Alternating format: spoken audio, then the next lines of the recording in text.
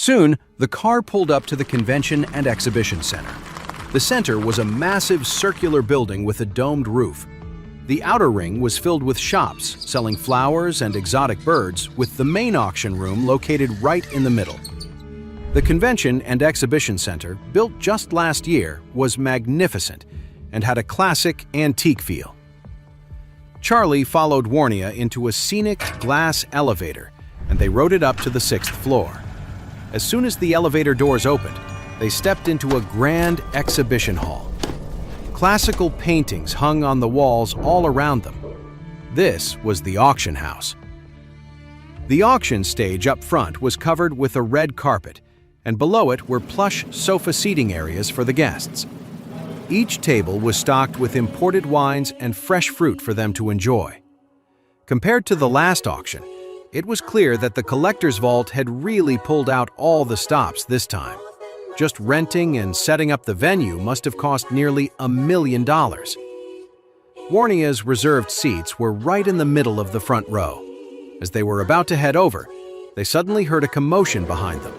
Charlie barely had time to turn his head before he was shoved from behind by a few people, forcing him to step aside. He frowned, watching as a group of people came storming through the entrance. A few bodyguards were clearing a path. "Owen Pierce is here too?" Warnia whispered, surprised, as she looked toward the crowd.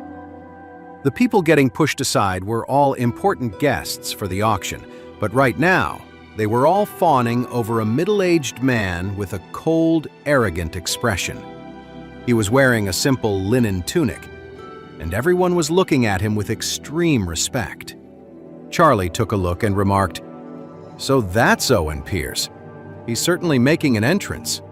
Owen Pierce, surrounded by the adoring crowd, walked forward. He pulled out a glowing triangle charm and handed it to the businessman who was praising him the most. He said with an air of indifference, "It seems our meeting was fate. Take this peace symbol. It's a gift. It will keep you safe and prosperous." "Thank you, Mr. Pierce." The businessman was thrilled, completely flattered. He took the peace charm, clutching it like a priceless treasure.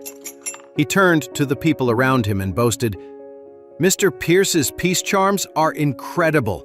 I've gotten one from him every year, and thanks to him, my business has been booming for the past few years." The crowd around them looked on with jealousy. A few bold individuals even begged Owen for one, but he completely ignored them. The assistant next to Owen scoffed and announced to the crowd, "Do you really think you can just get one of Mr. Pierce's good luck charms for the asking?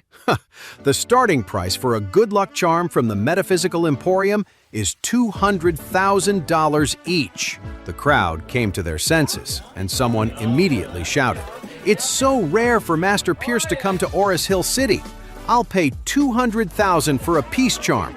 Please, Master Pierce, sell one to me.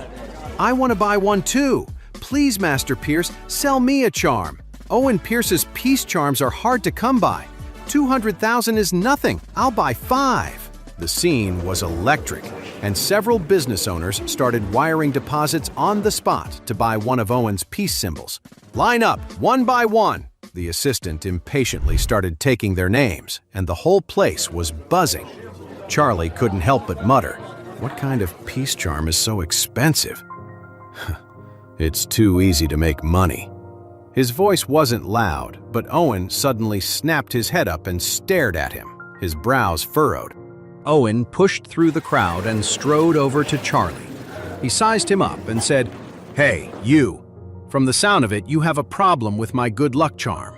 Charlie said lightly, "I just don't think it's worth that much money." Someone in the crowd immediately yelled, "What do you know? Mr. Pierce's peace charm is a steal at $200,000. That's right. Some people would gladly pay $2 million for one." "You bum. You probably can't even afford the $2 peace charm from the chapel." Owen looked at Charlie, snorted, and said, "You should learn to think before you open your mouth. It's best not to talk about things you don't understand." After saying his piece, Owen curled his lip in disdain and walked into the exhibition hall. Charlie's expression remained neutral. He didn't give Owen a second glance. Warnia, standing beside them, said with a bit of embarrassment, "Mr. Charlie, don't mind him. Owen Pierce can have a bit of an ego." Charlie just shook his head, unfazed. "Let's go in," he said to Warnia. The guests filed into the venue one by one.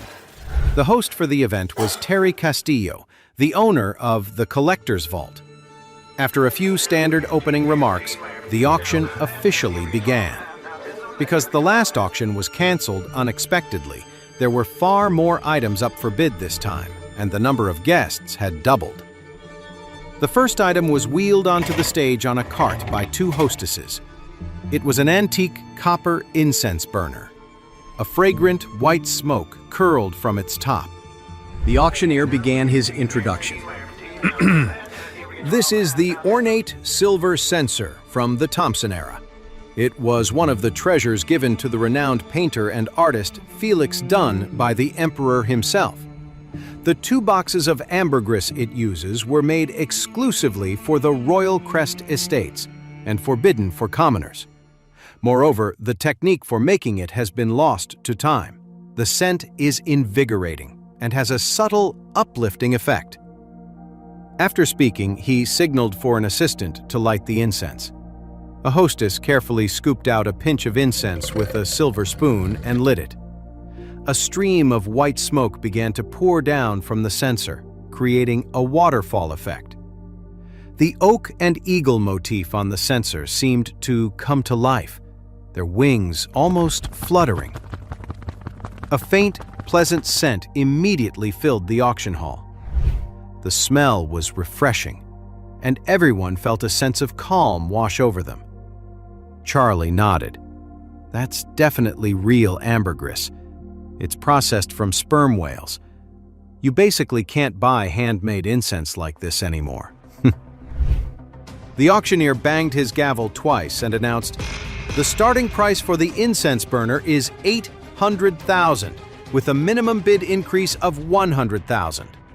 This incense burner was exquisitely crafted and had significant collection value.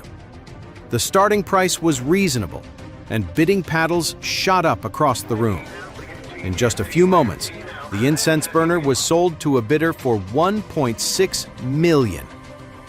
Immediately after, 7 or 8 more items were presented, all of them high-quality antiques. The atmosphere in the venue was electric as guests enthusiastically placed their bids. Jacob watched with excitement, but his wallet was empty. Otherwise, he would have been itching to raise his own paddle. However, Charlie had no real interest in these collections. While the items were precious, they were just collector's pieces and held little practical value for him. Just then, a hostess brought out a white porcelain plate. On it rested a string of purple pearls shimmering under the lights. The auctioneer began. "These are freshwater purple pearls. Only about 1 in 1,000 pearls makes the cut. The beads are perfectly round and uniform in size, which makes them an exceptionally rare find. The starting price for this string of purple pearls was surprisingly low, just $400,000. Charlie looked up and immediately placed a bid. $500,000. Jacob's eye twitched and he quickly whispered, "What are you doing with this?" "A pearl necklace is worth maybe tens of thousands. $400,000 is a complete waste. Don't bid." Charlie smiled, looking at the string of pearls, but thinking of Claire. "I think they would look perfect on Claire," he said. "Pearls are said to have a calming effect. She's been under a lot of pressure lately and hasn't been sleeping well." When he heard that Charlie was buying them for his daughter, Jacob immediately clamped his mouth shut, swallowing whatever else he was about to say. The collection value of the necklace wasn't very high, so no one else was bidding. Just as the auctioneer was about to make the final call, a voice suddenly rang out. $600,000! Charlie turned his head, looking for the source of the voice. He saw Stephen from the Knox family leaning out from the side with a sneer on his face. He looked directly at Charlie and said, "Sorry, I've taken a liking to this necklace too." Charlie couldn't help but frown. What was he doing here? Wasn't he grounded by Christian Knox? Stephen had been having a miserable few days. After getting into trouble, his uncle had given him a serious talking to and grounded him. But his love for antiques was too strong to miss an auction like this. So he managed to sneak out to attend, but he never expected to run into Charlie again. He'd always looked down on Charlie. In his mind, his uncle had been completely fooled by the guy. Still, he didn't have the guts to confront Charlie directly. So when he saw Charlie bidding on the necklace, he immediately jumped in. It was a pointless move, but it would be satisfying to make Charlie squirm. Charlie glanced over at him, then turned away, completely unbothered, and continued the bidding. 700,000. Stephen shot back immediately. 800,000. Jacob couldn't take it anymore. He leaned over and said quickly, "Charlie, let's just drop it. Forget it. Don't get into a bidding war." Charlie just smiled faintly. "Just watch," he said. "I'm just messing with him." With that, he raised his hand high. 8 million! The entire room went silent, completely stunned. The bid was at 800,000, and he just jumped it to 8 million?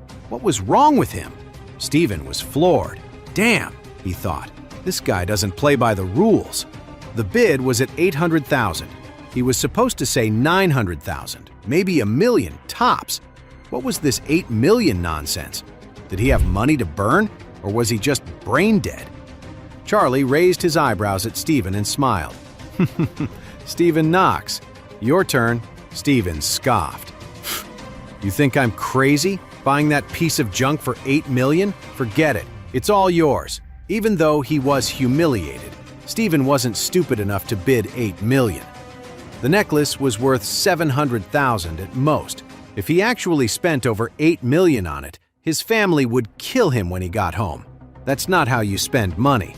Charlie stared at Stephen and said with a smirk, "Giving up so soon, Stephen? I guess you don't have what it takes." The crowd laughed. Stephen's face turned red. "You're really pushing it. I don't think you can afford it at all. You're just bluffing, trying to trap me, right? I'd like to see how you're going to pay for that." Charlie curled his lip. "If you can't afford it, just say so. Why make a big speech about it?" Just then, the auctioneer brought down the gavel. 8 million. Sold! Congratulations to Mr. Charlie. After that, a hostess came over to Charlie with a wireless card reader and said, "Mr. Charlie, we can take your payment now." All eyes were on Charlie. Stephen sneered. "Let's see you swipe that card, Charlie. You really have 8 million? The others were curious too. Was Charlie just putting on a crazy act, or could he actually come up with that much money? Charlie just smiled faintly, took out Christian Knox's premium card and swiped it. The machine beeped. The premium card didn't even require a password. Payment successful. The hostess handed the receipt to Charlie and said respectfully, "Mr. Charlie, the treasures you've purchased will be delivered to you before the auction is over." "Good." Charlie nodded. The crowd was shocked. So he really was rich. Buying a necklace worth 700,000 for 8 million. This guy had some serious guts. At that moment, Charlie looked at Stephen and asked with a smile, "So, Stephen, are you satisfied?" A burst of laughter erupted from the crowd, and someone called out, "Looks like someone's allowance got cut off and he can't afford to pay." I guess young Mr. Stephen just couldn't cut it. Stephen's face was burning with humiliation. He thought. The guy actually had the money. He was so embarrassed. He gritted his teeth and snarled, "Charlie, I will not lose to you on the next item." Charlie just nodded, completely unfazed. "Okay, let's move on to the next one." Stephen had no idea where Charlie was getting this confidence from, and he definitely didn't know that Charlie was still holding a card from his own uncle. Soon, a few more items were sold. And then a semi-finished sunstone core was brought out. Half of this crystal core was still encased in rock, proof that it was completely natural, and the starting price was 800,000.